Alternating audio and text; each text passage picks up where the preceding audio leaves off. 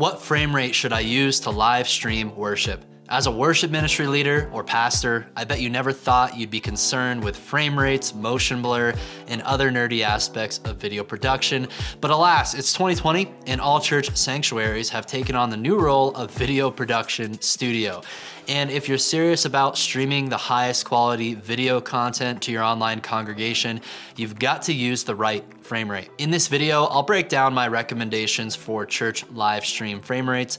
I'll explain why it matters. And finally, I'll show you a cool feature with Canon cinema cameras that allows you to change frame rates on the fly. All of this coming up. This video is brought to you by The Ultimate Guide to Worship Tech. It's a free training that unpacks the 5 pillars of worship technology that every church needs in order to host professional and engaging worship both in person and online.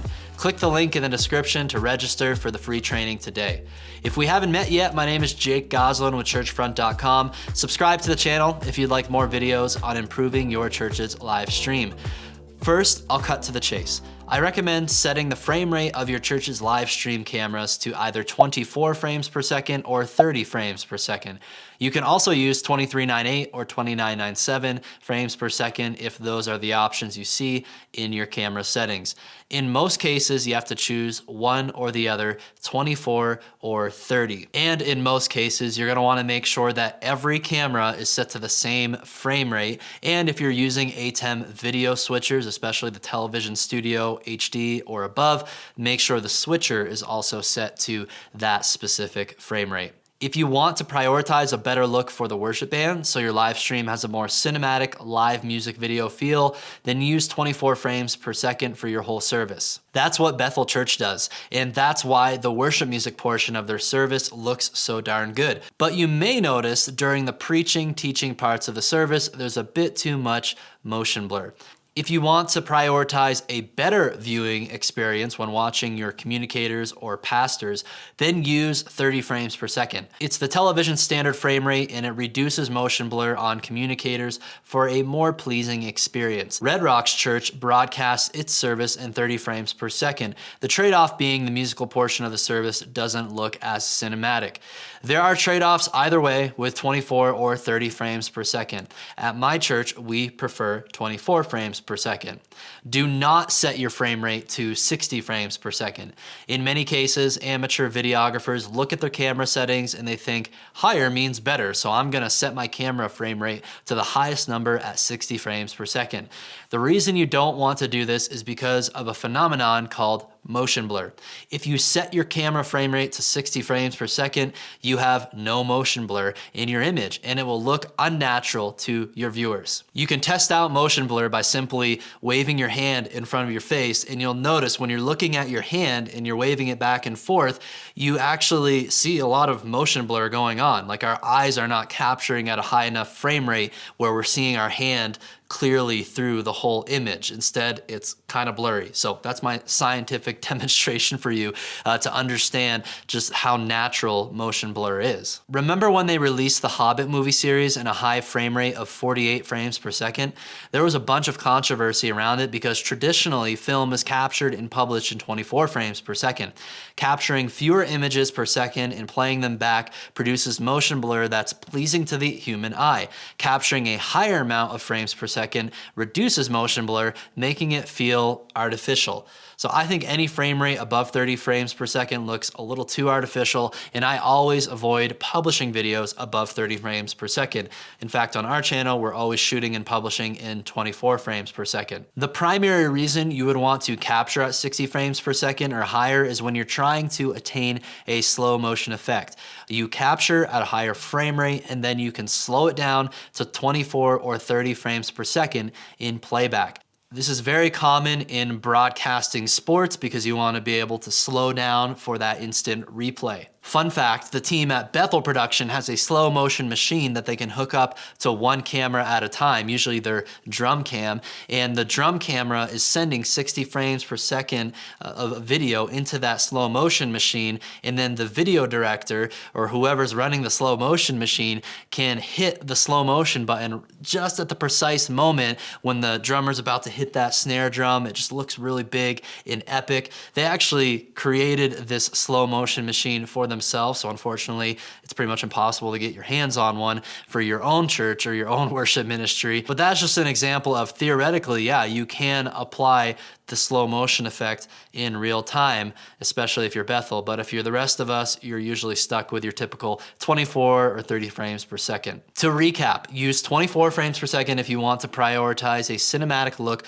for your worship band. Use 30 frames per second if you want the standard television look and a better viewer experience during the sermon portion of your live stream. But what if you want the flexibility to change video frame rates during your live stream on the fly? I recently learned about a firmware update Canon implemented in some of their video cameras that allows you to do just that. I met up with John Clark of Red Rocks Church to demonstrate the feature for you. You guys have seen in-depth walkthroughs of the Red Rocks Church production system on this channel, so you probably remember that they use C200s at all of their campuses. If you're familiar with video production at all, you'll know there's 3 standard frame rates: 59.94, 29.97, and 23.98.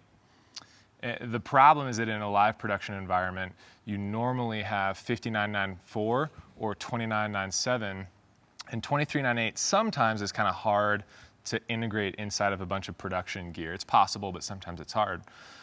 So the challenge with that is that even switching from 59.94 to 29.97 or 23.98, it's really challenging to do that live in a live environment without changing your entire video infrastructure. So Canon gave us a new firmware update that essentially allows the camera to communicate in 59.94 with a live video production environment, but then only show 30 frames or 24 frames to the 59.94. And so the big problem that this solves for us is there's a lot of instances where we would love to shoot worship in 24 or 23.98 kind of style, so you get motion blur and it's really cinematic.